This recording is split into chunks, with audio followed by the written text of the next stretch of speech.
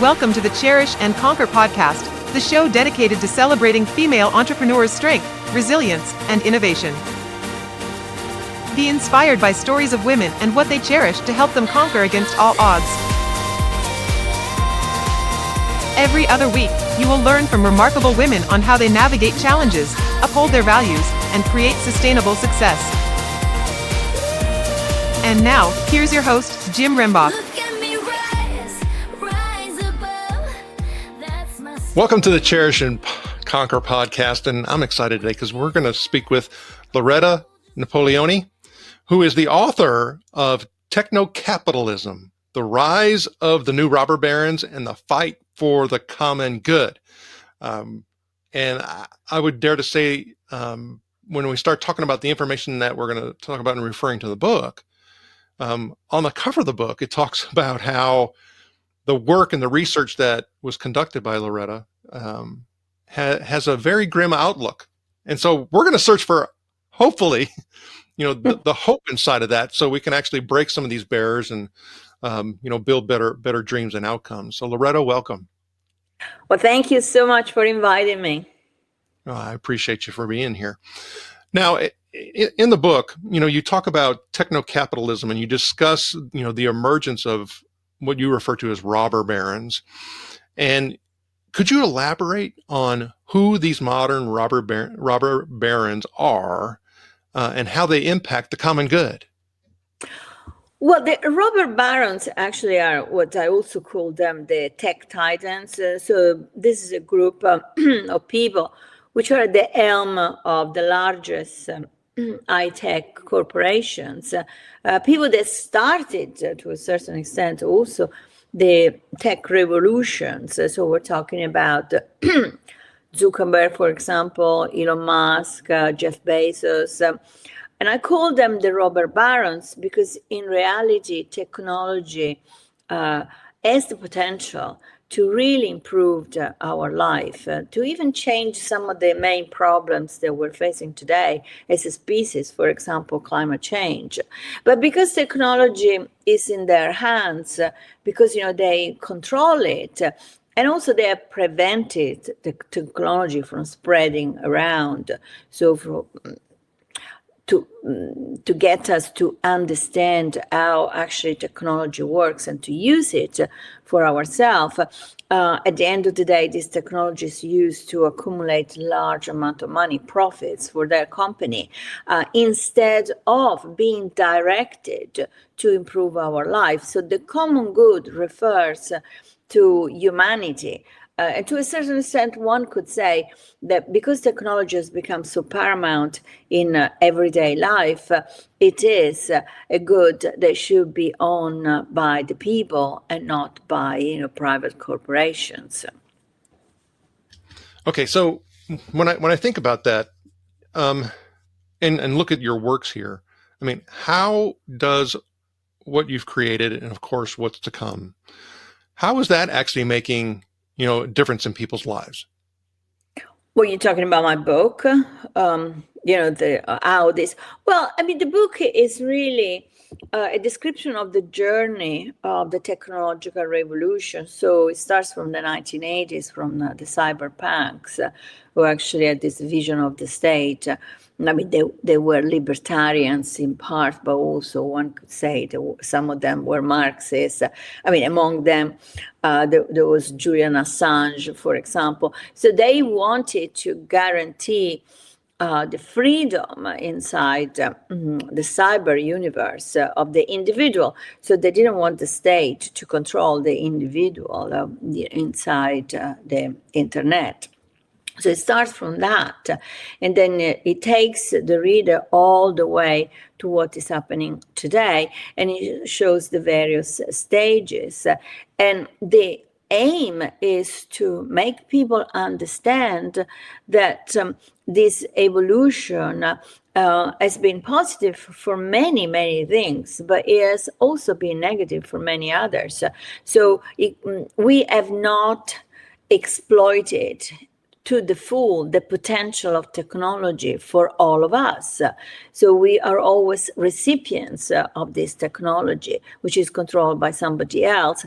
And of course, this generates also anxiety, generates frustration. So I talk also about all these aspects.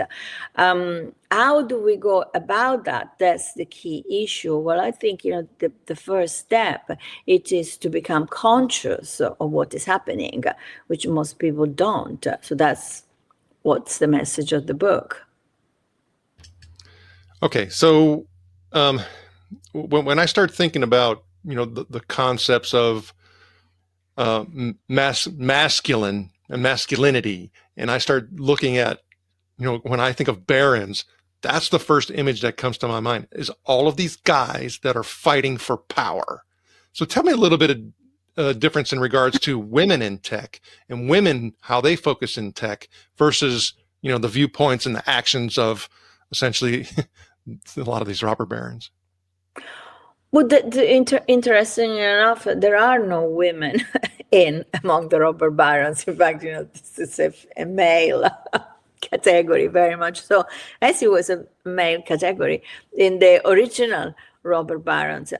High-tech, of course, there are women in high-tech, but if you look at the people that were in the right place at the right time, so we're talking about end of 90s, beginning of 2000, up to the big crash. In fact, I talk about the 2008 bailout and the money of the bailout, which has migrated to Silicon Valley and created, the actual industrial, not the actual high-tech revolution. There were no women in any important position at all. So this is a very male, I would say, dominated environment. That doesn't mean that things will not change. Why is that?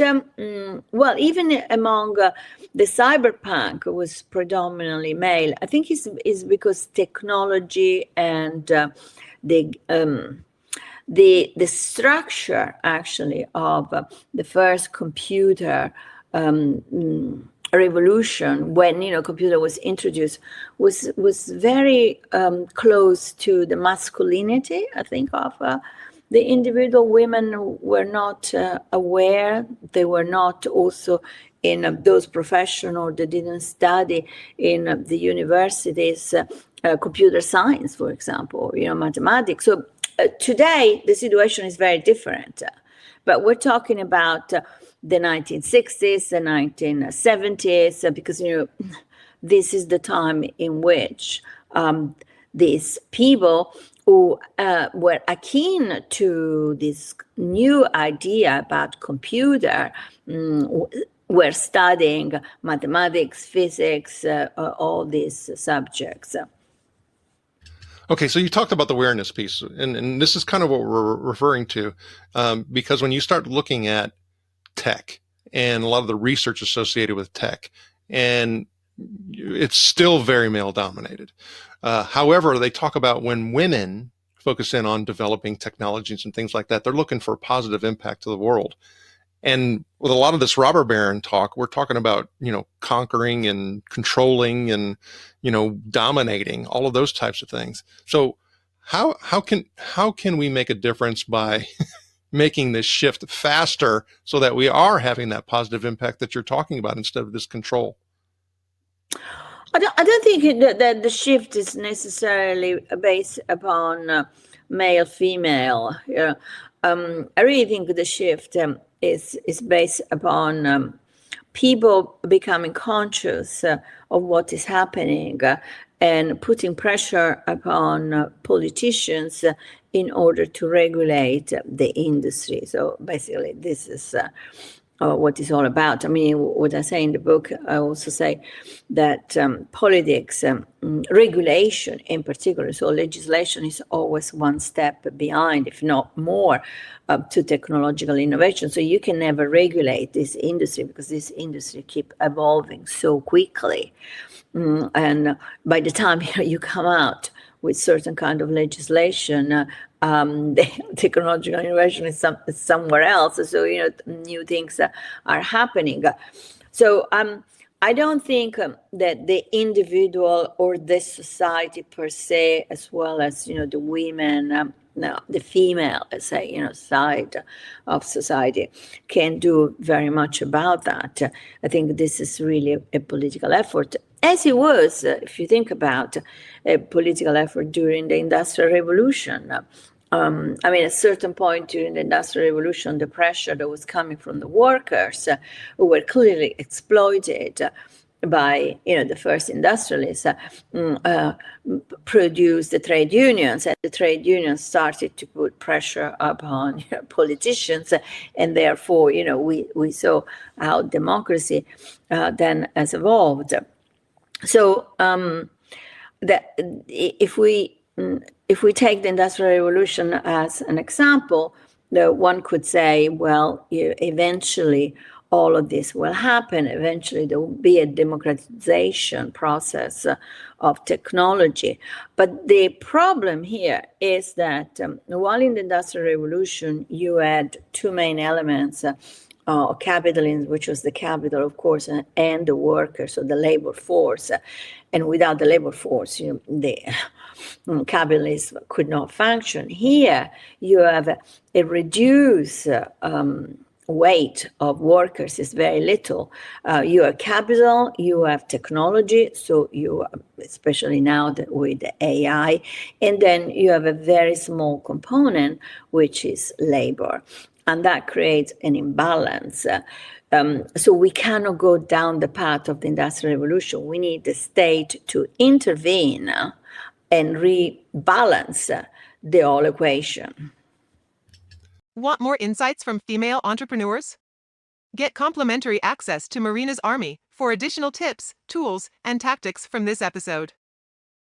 Just go to mirina.ai and click Community for access. Now, let's get back to the conversation. Okay, so you mentioned something about the movement and the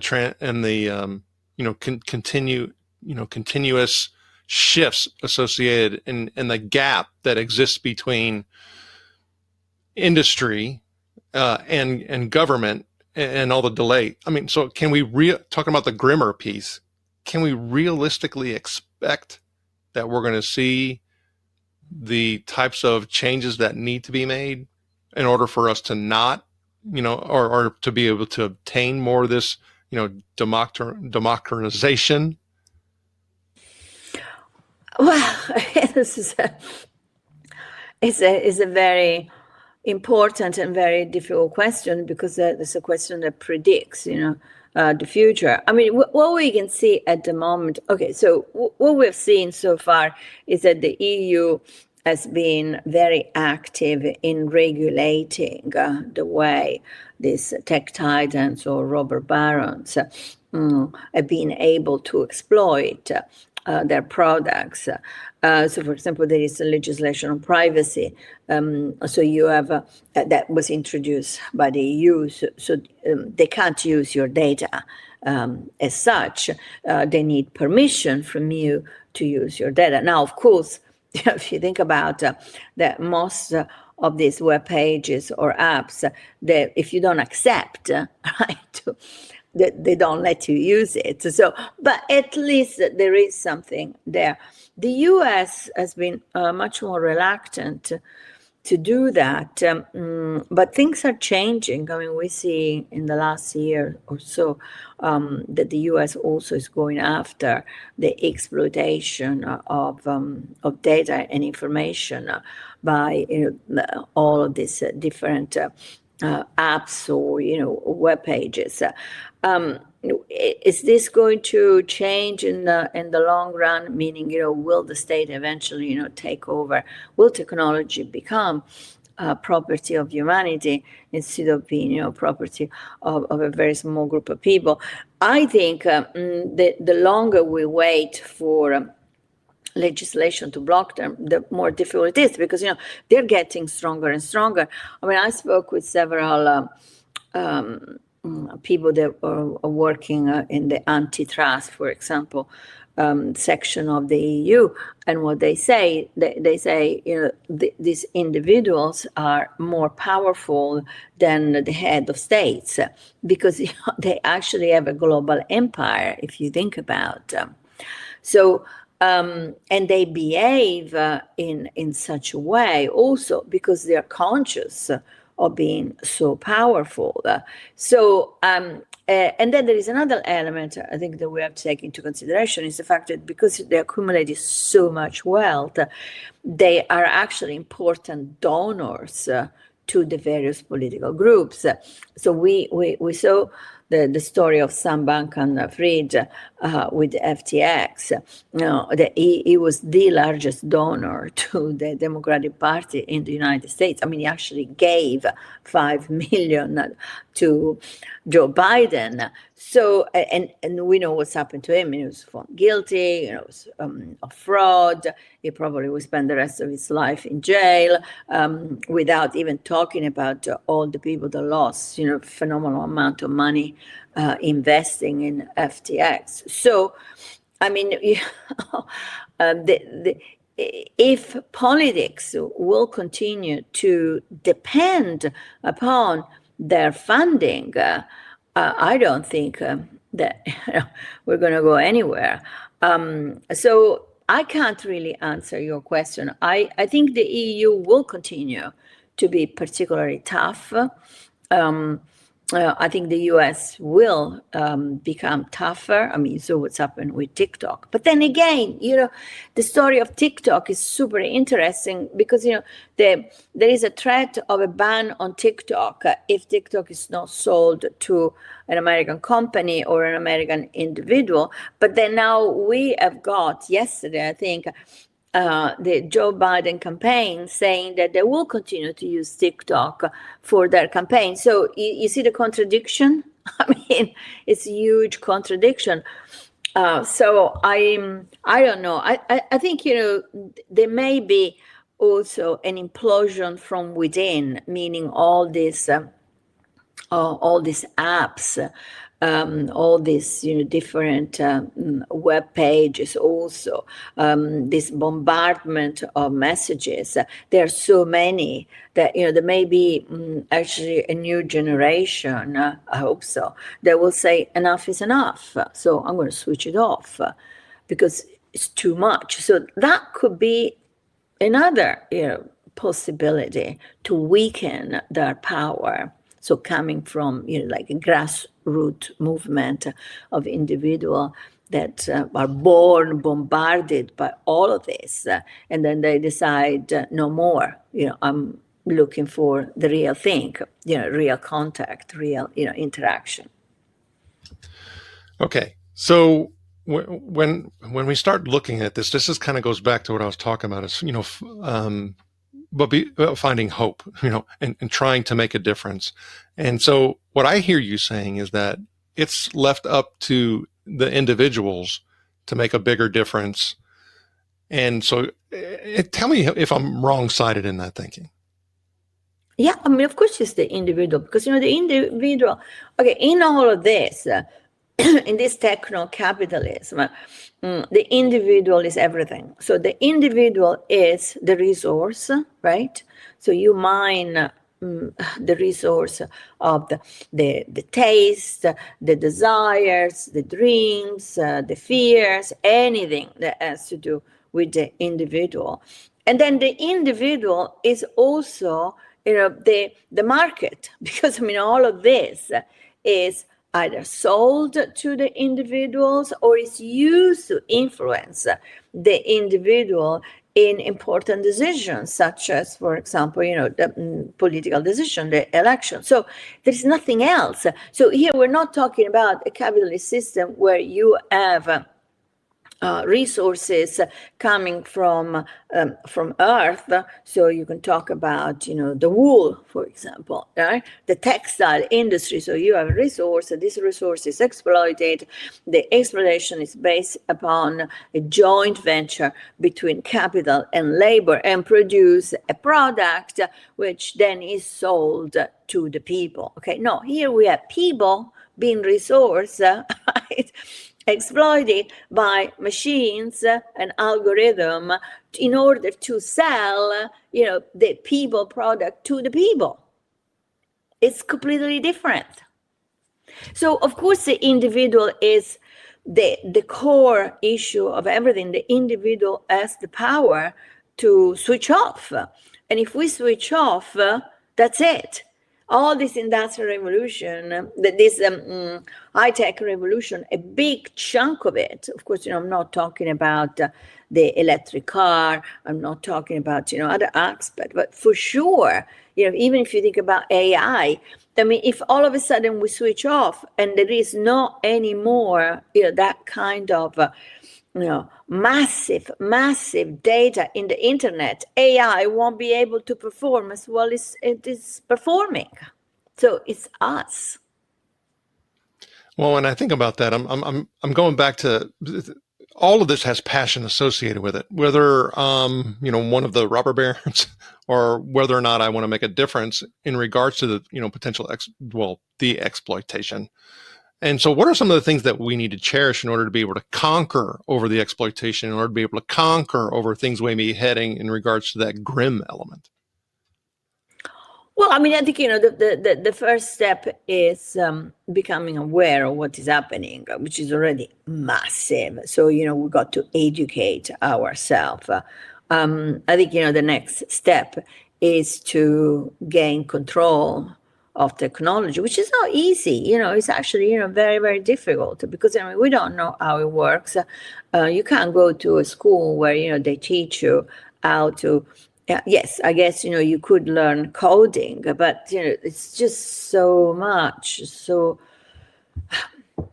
I'm talking about the individual, not talking about, the person who wants to study that subject and wants to build a profession. So I think that's the first step. And once you learn, for example, that modern technology is able to harvest the solar power of the sun in the low Earth orbit. And so, the Chinese are doing that. Actually, the Chinese are building a massive solar plant in the low Earth orbit. So they will harvest the solar power directly from there and then send it back to Earth. So send it back, of course, to China. So once you learn something like this, you're going to ask yourself, why are we even talking about fossil fuel? I mean, we can get rid of fossil fuel tomorrow. And then, once you realize that this is not happening, I mean, the US, for example, instead of doing research on that, has been using that technology for a few years to do research about building the microwave weapon, which is, something from, science fiction films. But it is possible, you can do it.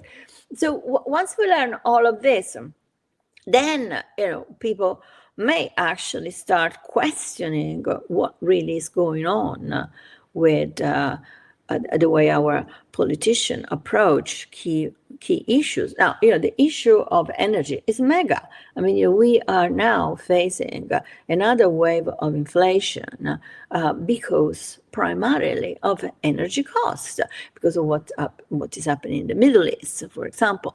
The war, say, this new front between Iran and Israel. All of this is having an impact on the price of oil, which is again is going up. Now, the price of oil goes up, everything goes up because everything is energy basically. So you see what I mean?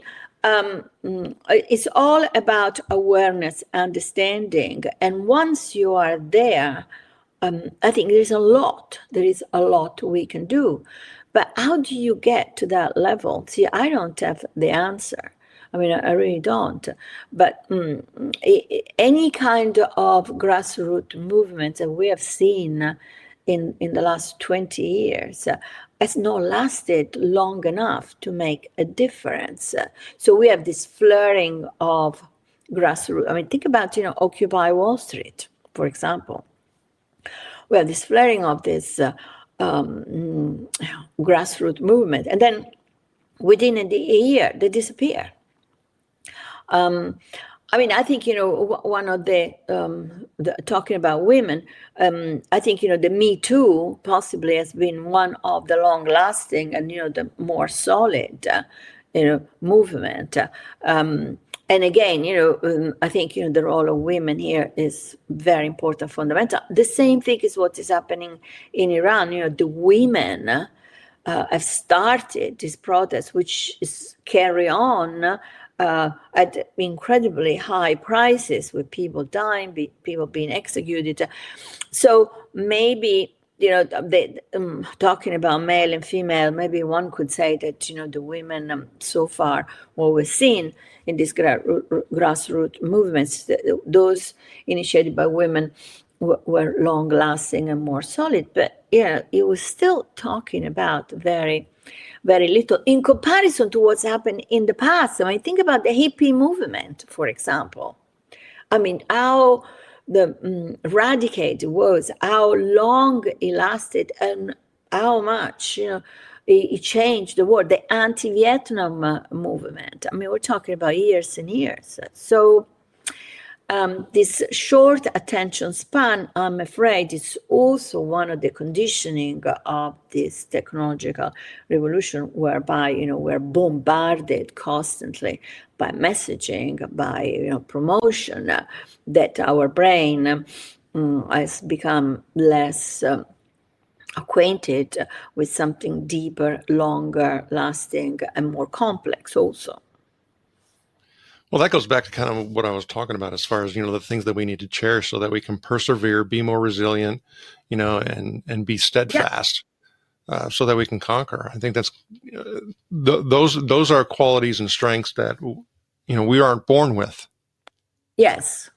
We have to develop, and we need others in order to be able to, give us, models, to inspire us. And I think that's crucial. Okay, so talking about you specifically, when you start thinking about persevering and overcoming and doing all of that, can you actually share a story when you embraced, your feminine qualities or strengths to help you overcome a challenge in your business? In my business? Yes. Well, I was a founding member of the Italian feminist movement when I was 17, actually.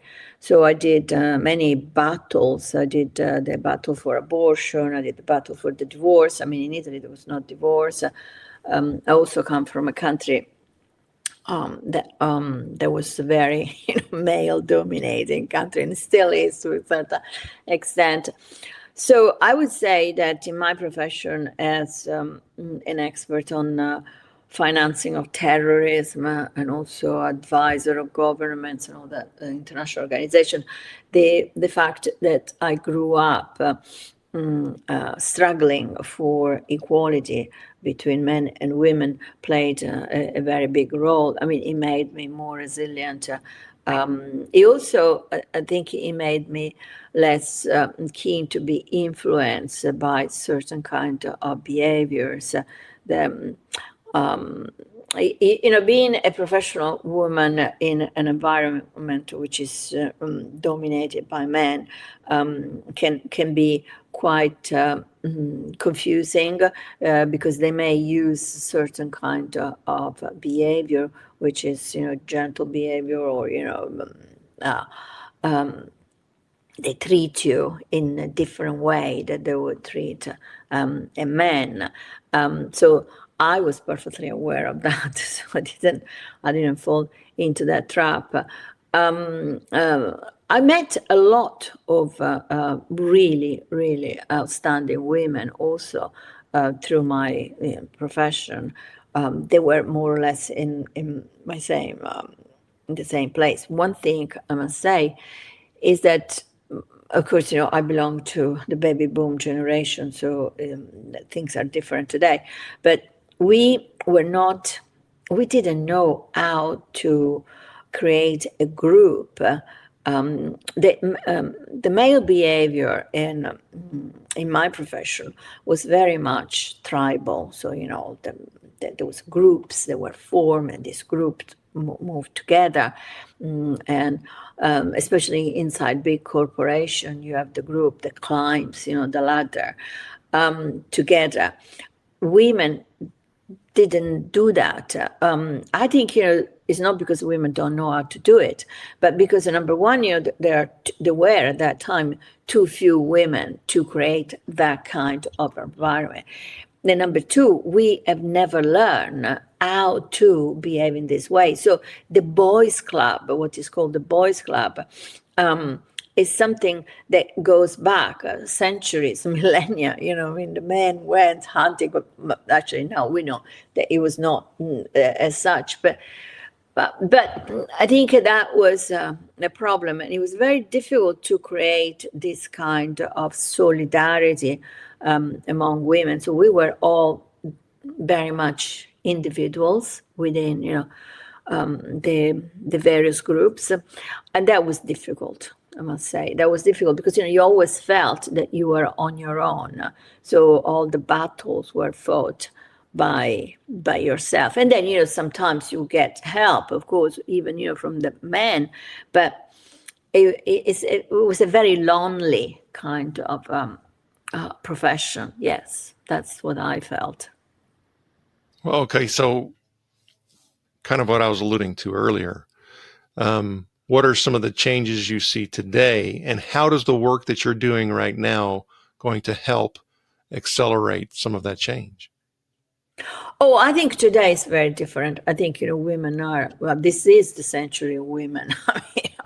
This is I noticed that the company of women now, even at social level, is much more stimulating. I don't want to offend anybody, but it's much more stimulating because there is an awareness, because there is an epiphany in every sense of the word. Women all of a sudden are discovering a new dimension, which is dimension that men always had, which is the fact that you can do anything.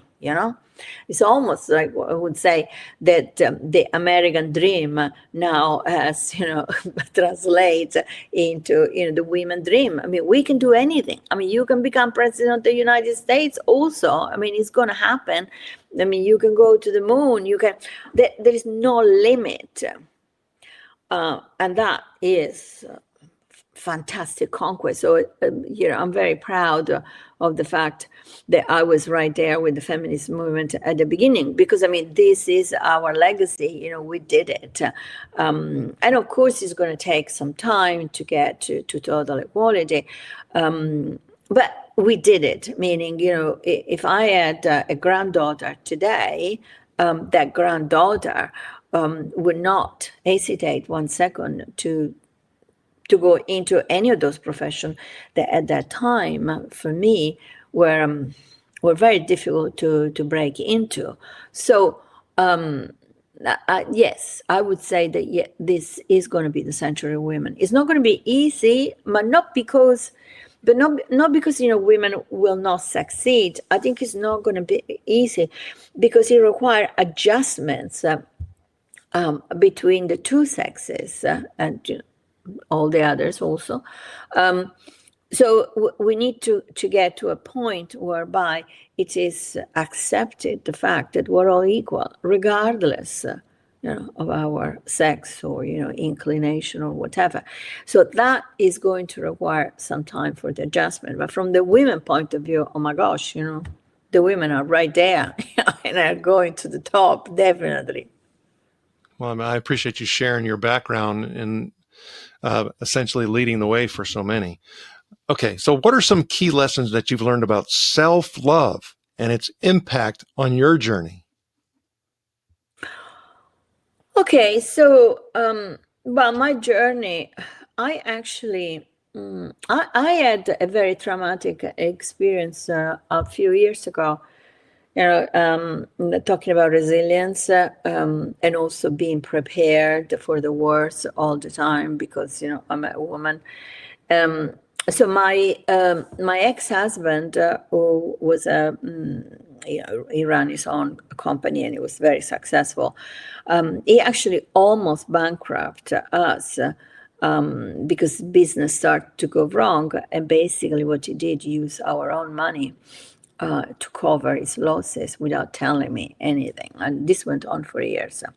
So I almost lost everything. And when I discovered it, it was incredible, actually, because I didn't feel, I didn't feel, oh my gosh, I'm going to cry and go into a corner and, kill myself or things like that. I actually thought, okay, the warrior Loretta is going to go to war and she's going to solve everything. And I did. Of course, I was in a very privileged position because I studied finance. I have, very powerful friends.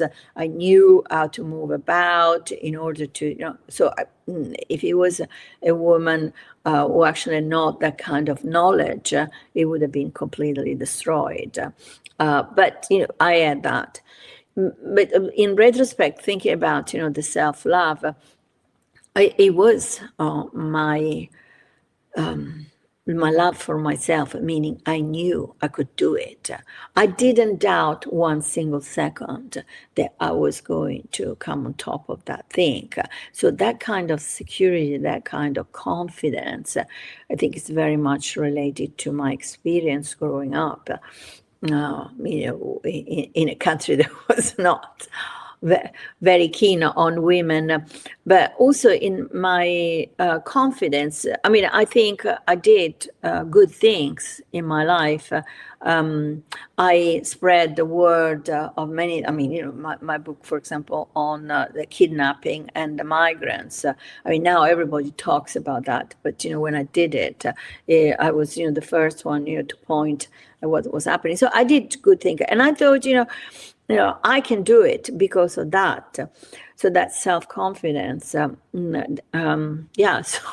talking about self-love, I think people have to have a very, very strong self-love, and, people should not let anybody, push them down. That's for women and men, of course.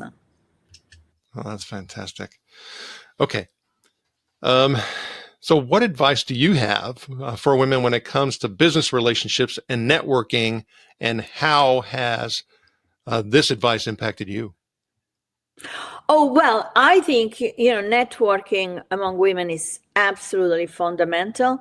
As I said before, we have to be able to act as the boys do. So, we should have the women's club in contraposition to the boys' club. I think the new generation is, I'm talking about especially Generation Z, which I think is quite good. They have great potential. I don't think that they will have any difficulties. I can see, I don't have. All my children are actually millennials, but I did use the work of various people from Generation Z. In fact, the main researcher on my book on Techno Capitalism is somebody who is now 17 years old. So it is that generation.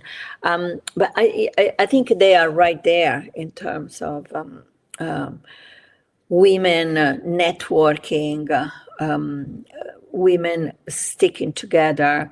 But also the other thing is they're very relaxed about everything. Even in the personal relationship between boys and girls, they're very relaxed. So that is super positive, I think, in terms of professionality. We always felt, I worked, frankly, I worked in finance, in the stock exchange in 1982 in a dealing room. I was the economist. There were 2 women in the dealing room of 400 men. You have no idea the comments. You have no idea. So something like this doesn't happen anymore. So, and nobody would dare saying what they were saying to us. So I think we're going right ahead in the right direction. Yes. Thank you for sharing. Okay, so how do you maintain a healthy work-life balance as a woman in business, and what strategies have worked well for you? Okay, so I was a workaholic for a very long time. Now I'm a bit less. I do. I make sure to do exercise every day. I also take time off. Again, physical exercise is very important, and it has to be done regularly. Cultural stimulation, super important. It's always been very, very important for me. To strike the right balance, I think it's very difficult when you're young because you're under pressure to perform and also to make money, to do all these things. Once you get to my age, it's easier. But sometimes, I feel a bit... like, I miss that adrenaline thing that, you have to go, go, go, go. But I force myself to pace the path, meaning I don't want to be back in that kind of situation because life is too short, but also because that generates so much stress. And you don't have clarity of vision. So I would definitely advise everybody, yes, to work very hard, but not to overwork, because as in everything, over is not a good word. That's very true. Enjoying the show? After joining Marina's army, subscribe and share the Cherish and Conquer podcast on your favorite platform. Thank you. Now, back to the show. Okay, so now I'd like to go through a few rapid questions that we call our breakthrough blitz. It's a little speed round. You already know all the answers to all these questions. Are you ready to go ahead and go through and give us a blitz? Okay. Okay. All right. So what's your favorite productivity tool or app? Oh, app. I think, Instagram, I think. Okay. So what's your favorite way to unwind after a busy day? Knitting. I am a big knitter. Oh. So what if you could have dinner with any female business leader, living or deceased, who would it be? Hillary Clinton. What's your favorite quote or mantra that keeps you motivated? Oh gosh, I have so many. Be true to yourself. And what is one piece of advice that you would give to aspiring female entrepreneurs? Get to the top. Okay, so this is my final blitz question. So what's the biggest misconception people have about being a female entrepreneur, and how do you address it in your own experience? Oh, the women get there because they have important relationship with certain men. And what's the advice? Ignore it. Loretta Napoleoni, I appreciate your time and sharing your knowledge and wisdom with us again. Loretta is the author of Techno Capitalism, The Rise of the New Robber Barons and the Fight for the Common Good, and then also the best-selling author of Rogue Economics. So please, if you could, share with the Cherish and Conquer podcast listeners how they can get in touch with you. Oh, they can get in touch with me through my webpage, which is lorettanapoleoni.com, or, they can email me directly at my email, which is lorettanapoleoni@gmail.com. Loretta, thank you for sharing time with us and your wisdom, and we wish you the very best. Thank you. Thanks for tuning into the Cherish and Conquer podcast from Marina. Join our community of trailblazing women at community.mirina.ai and get access to exclusive resources, checklists, and guides. If you found value in today's episode, please rate, review, subscribe, and share it across your social platforms. See you soon, and remember, barriers are for breaking.